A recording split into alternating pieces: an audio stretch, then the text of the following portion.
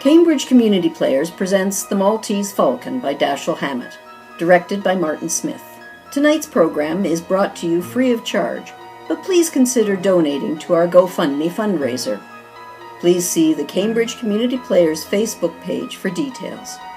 A story of mystery, double-crossing, and a treasure worth killing for.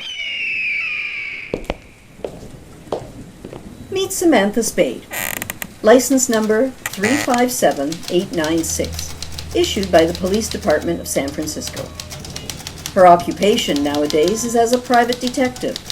She just finished wrapping up the case of the Maltese Falcon. In the process, her partner was murdered, and one of our suspects is behind bars for life. Our story begins when Spade met Bridget O'Shaughnessy. She came to see our private detective one day at her office. Bridget gave a song and dance about her sister and a guy named Floyd Thursby. She wanted Spade to get her sister back before her parents returned from a holiday. Spade put her partner, Miles Archer, on the case. That night, Archer was murdered, as was Floyd Thursby. The next day, Spade visited the apartment of Bridget O'Shaughnessy. Oh, Miss Spade, come in. I have come in. Oh, yes, so you have. Miss Spade, tell me, am I to blame for last night? Well, I suppose you warned us that Thursby was dangerous. Of course, you lied to us about your sister and all that rubbish about your parents returning from vacation. But that doesn't matter. I didn't believe you then or now. Oh, help me, Miss Spade. I need help so badly. I have no right to ask you, but I do ask you. Help me. You won't need much of anybody's help. You're good. You're awful good. It's chiefly your eyes, I think. The way they well up with tears. Or maybe that throb in your voice when you feign desperation. I deserve that. But the lie was in the way I said it, and not at all in what I said. If I'm going to help you, I've got to have some sort of a line on your Floyd Thursby. I met him in the Orient. We came here from Hong Kong last week. Did he kill my partner, Archer? I have no doubt. You picked a nice sort of playmate, Ms. O'Shaughnessy. I picked the sort that would have helped me if he had been loyal. How bad a hole are you actually in? As bad as could be. Physical danger? I'm not heroic. I don't think there's anything worse than death. And you think death is in the cards for you? As surely as we're sitting here. Unless you help me. Who killed Thursby? Your enemies or his? I don't know. His, I suppose. I'm afraid I don't know. Who are these enemies? Well, there's a little woman with white teeth and a smooth, dangerous fat man. Oh, this is hopeless. How much money have you got? I've got about $500 left. Give it to me.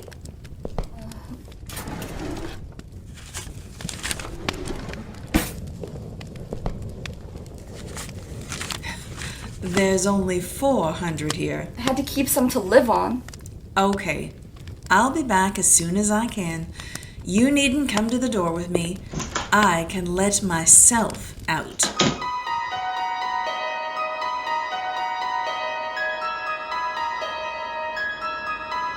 Spade went to her office and found a little woman with very white teeth waiting for her. Her name was Jolene Cairo. Good afternoon, Miss Spade. My name is Jolene Cairo. I'm trying to recover an ornament that has been, shall we say, mislaid. I thought and hoped you could assist me. Uh-huh. The ornament is a statuette, the black figure of a bird. I'm prepared to pay the sum of $5,000 for its recovery, with no questions asked. $5,000's a lot of money for a bird. You will put your hands together, back of your neck, Miss Spade. Is that the way we're going to play it? I regret to tell you I will have to suit you if you try to stop me, Miss Spade. I need to search your office. You won't find anything but a pair of worn-out shoes, a pack of chewing gum, and a half-empty bottle of Dr. Pepper laced with cheap whiskey. We shall see. Please, stand up. Over here. Over here. Sure. This way? No, the other way. Whatever you say. You're very quick with your hands. Yeah, I could teach you how to hold a gun when you're threatening someone, but we'll save that for another day. I'm still prepared to pay $5,000 for the return of the figure. Do you have it, Miss Spade? No. If it is not here, why did you just risk serious injury to prevent my searching for it? I should sit around and let people come in and stick me up? You wish some assurance of my sincerity? A retainer? I might. Say $100. You better make it 200. Thanks. Your first guess was that I had the bird. What's your second guess? That you know where it is, or where you can get it. You're not hiring me to murder or do burglary, but to get back the figure in some lawful way? Say, from a lady with red hair? Or a smooth, dangerous fat man? Oh, so you know. You must beware of them. They would stop at nothing to get the bird. May I have my pistol now? Yeah, sure. I'd forgotten it. Thank you. Now, Miss Spade, you will kindly clasp your hands behind your neck. What the? Don't move, Miss Spade. This time, I might suit. I insist on searching your office. Sure, go ahead.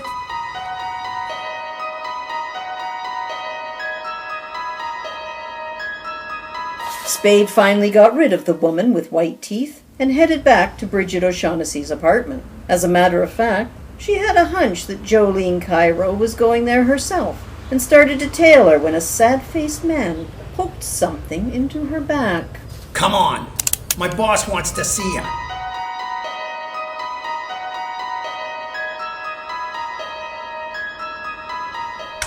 Here she is, Mr. Gutman. The woman who was talking to O'Shaughnessy and Cairo. Ah, Miss Spade. Mr. Gutman. We begin well.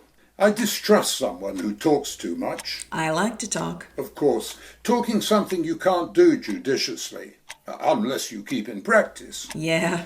Now, we'll talk if you like, and I'll tell you right out that I'm a man who likes talking to someone who likes to talk. Swell. Will we talk about the black bird? I am impressed. No beating about the bush.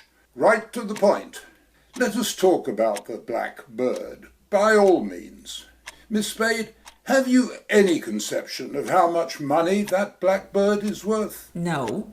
Well, if I told you half, you'd call me a liar. No, not even if I thought so. But you just tell me what it is, and I'll figure out the profits. You mean you don't know what that bird is? Well, I know what it's supposed to look like, and I know the value in human life. I lost my partner because of it. Regrettable, I'm sure. Miss O'Shaughnessy didn't tell you what it is, and Cairo didn't either. She offered me $10,000 for it. 10,000. And dollars, mind you, not even pounds. They must know what it is. Or do they? What is your impression? I can't tell. They're both liars. If they don't know, I'm the only one in the whole wide, sweet world who does. Swell. When you've told me, that'll make two of us. Mathematically correct. But I don't know for certain that I'm going to tell you. Don't be foolish. You know what it is, and I know where it is. That's why I'm here. Indeed. Where is it? Don't be silly. You see, I must tell you what I know, but you will not tell me what you know. That is hardly equitable. No, I don't think we can do business along those lines. Yeah? Well, think again and think fast.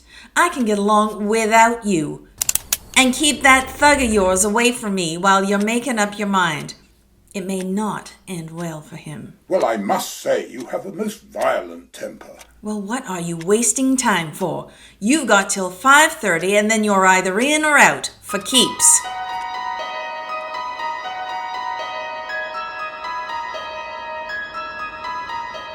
Three characters and a black bird. All Spade knew was that her partner was dead, and the cops were getting very uncooperative about the whole thing, including who killed Floyd Thursby. She thought she'd better get back to see O'Shaughnessy before it was too late. And sure enough, it almost was.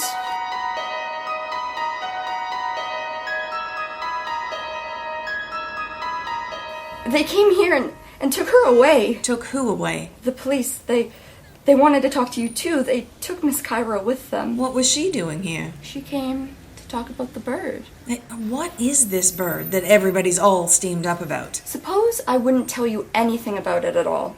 What would you do? Something wild and unpredictable? Maybe. Well, it's a black figure, as you know, smooth and shiny, of a bird, a hawk or a falcon, about 12 inches high. What makes it so important? I don't know, they wouldn't tell me. But they promised me 500 pounds if I helped them get it from the person who had it. Go ahead. They promised me 500 pounds to help them, and I did. Then we found out that Jolene Cairo was going to take the falcon and desert Floyd and me. So we beat Cairo to the punch. You are a liar. I am a liar. I've always been a liar. Well, don't brag about it. Is there any truth at all in that yarn? Some. Not very much. Oh, we've got plenty of time. I'll put some coffee on and we'll try again. Oh, I'm so tired of lying and thinking up lies and not knowing what is a lie and what's the truth. I'll get it. Be careful. Okay, come on, you. Gutman wants to see you. Well, if it isn't the hired gun. How many did you bump off today? Shut up! He's waiting for you. No kidding. What kept you? What does he want? He wants me. Gutman's been thinking things over.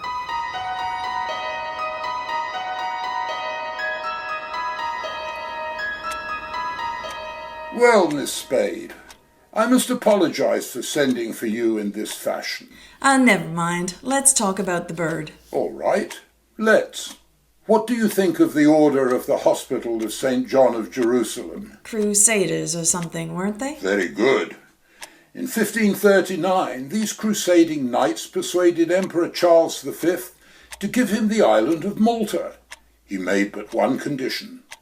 They were to pay him each year the tribute of a falcon, in acknowledgement that Malta was still under Spain.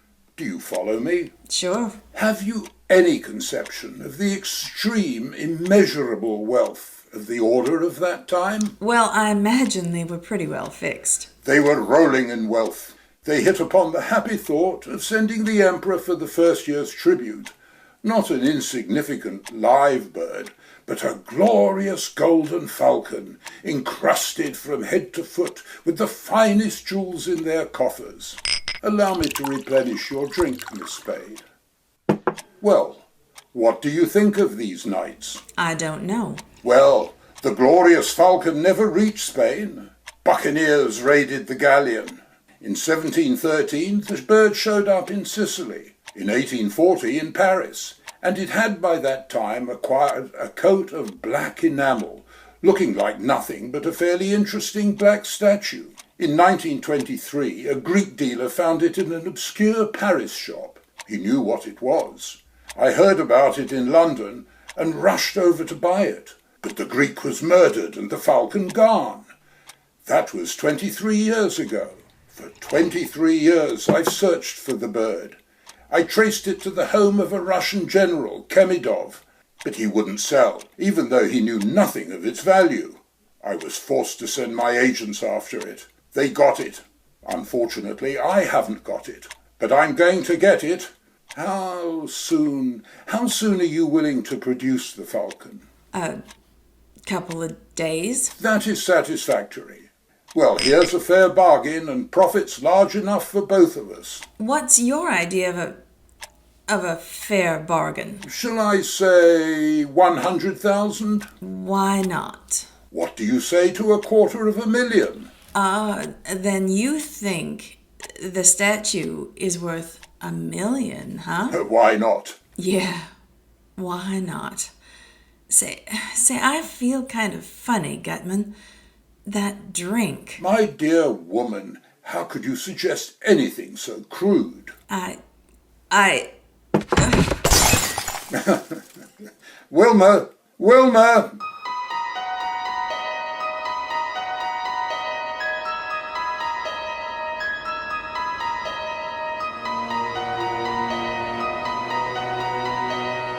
In a moment, you will hear the second part of the Maltese Falcon.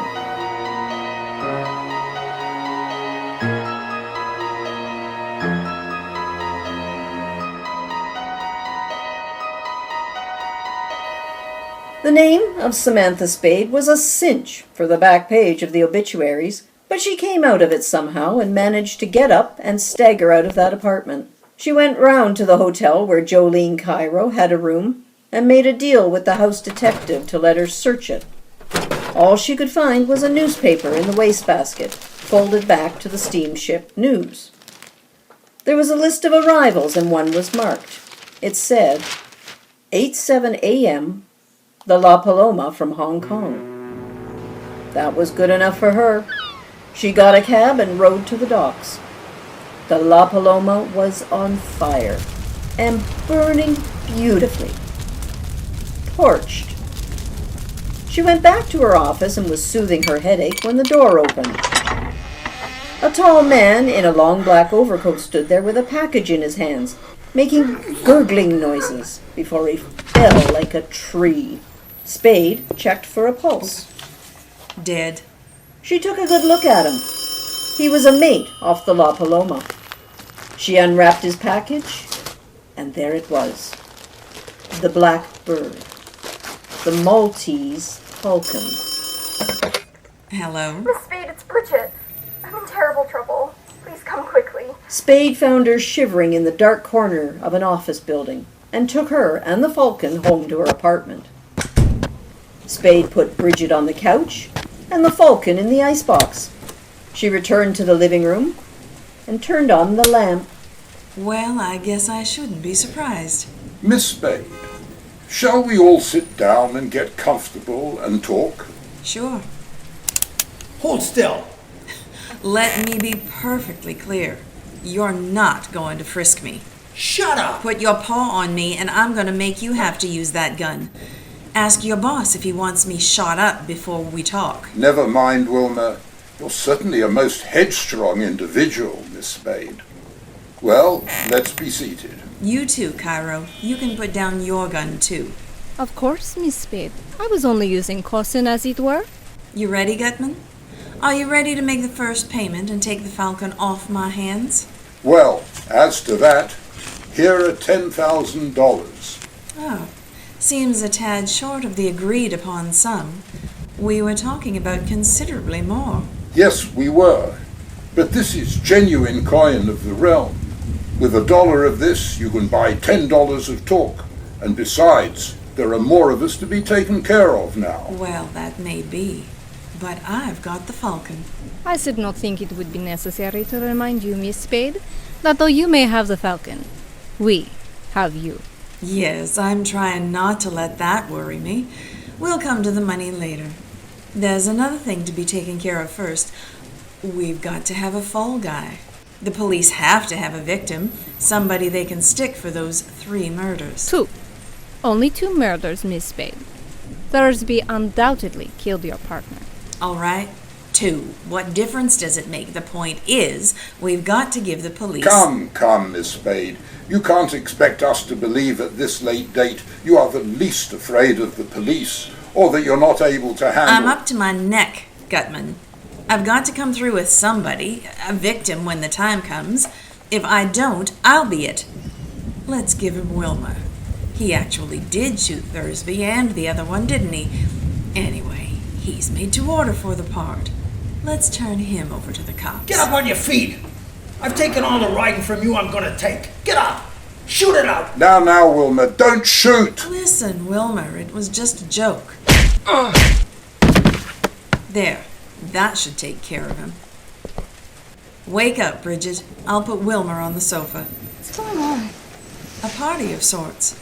Are you all right? Yes, I'm all right. Good. Well, folks, there's our fall guy. And now, everybody, you agree. Or I'll turn the Falcon and the whole lot of you in. Miss Spade, I don't like this. What if we took matters into our own hands and killed you? You won't. Or you'll never find the Falcon. True, but there are other ways. We could make you talk. No, I'd take it and make you kill me, and then you'd end up the same way. I believe you would too. Well? I've always felt toward Wilmer like a father. But you can have him. Swell. Let's get the details fixed. Why did he shoot Thursby? Thursby was Miss O'Shaughnessy's ally. We thought, in disposing of him, we would teach Miss O'Shaughnessy to patch up her differences with us regarding the Falcon. And the mate from the La Paloma? That was Miss O'Shaughnessy's fault. Cairo got in touch with me when she saw the notice of the ship's arrival. She remembered that the mate and Miss O'Shaughnessy had been friendly in Hong Kong. She called on this man, but he, with Miss O'Shaughnessy and the bird, slipped through our fingers. We followed them to her apartment, and Wilmer shot the mate as he was coming down the fire escape. We shot him many times, but the man was tough and did not drop the Falcon. We persuaded Miss O'Shaughnessy to call your office, but unfortunately she did not call in time to prevent you from meeting the mate and getting the Falcon. I see. And now, would it be presumptuous if we asked to see the Falcon? Okay. It's in my icebox. Icebox? I say, you are a character. Yes, very, very clever of you. Very. I've got it. I've got it! Bring it in here, at once. Here, wrap in this. Now, after 23 years. Ah, it is it. But we'll make sure. Hand me your knife, Cairo. Here. I'll peel off some of this disfiguring enamel. It's a fake. All right, O'Shaughnessy, you've had your little joke. Now, tell us about it. No, Samantha, no. That's the one I got from the Russian. I swear. You bungled it, Gutman. You and your stupid attempt to buy it. The Russian caught on how valuable it was. No wonder we had so little trouble stealing it. You imbecile! You bloated idiot! What do you suggest? Shall we stand here and shed tears and call each other names? Or shall we go to Istanbul and interview our Russian friend? Go to Istanbul? For 23 years I wanted that little item and have been trying to get it. If I must spend another year on the quest, well, that will be an added expenditure in time only. I'll go with you. Wilmer's gone. Wilmer's gone? So he has. That makes it imperative that we go too. Oh, by the way, Spade, I'll trouble you for my envelope containing the $10,000. I kept my end of the bargain, but I'll settle for $1,000 for expenses. Thank you. I'll allow you the 1,000. That'll take care of my time. Now, Spade, we'll say goodbye to you, unless you care to undertake the Istanbul expedition with us. You don't? That's too bad. Well, the shortest farewells are best. Adieu. And to you, Miss O'Shaughnessy, I leave the rara avis there on the table, there as a little memento. The Maltese Falcon.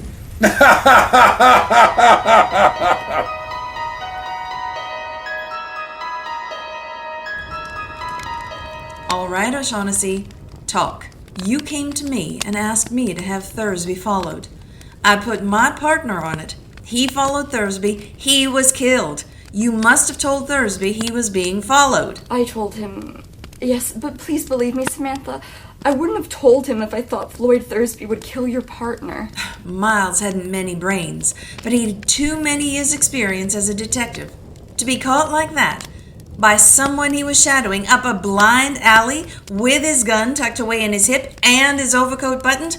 But he'd have gone up there with you. No. He was just dumb enough for that. And then you could have stood as close to him in the dark as you liked and put a bullet through him.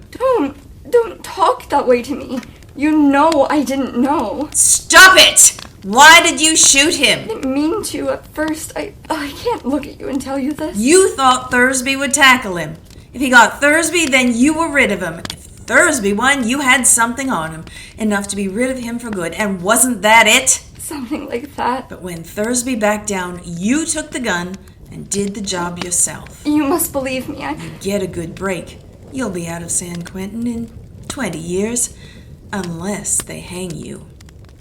You know, despite everything, I can't help but admire you. Admire all you want. You killed my partner, and you're going to pay the price. Do we have to... Listen to me. When a detective's partner is killed, she's supposed to do something about it. And it happens. I'm in the detective business. But you can't send me to But I can, and I will. What are you doing? Who are you calling? The cops, Brigid. One more trip before your journey is done.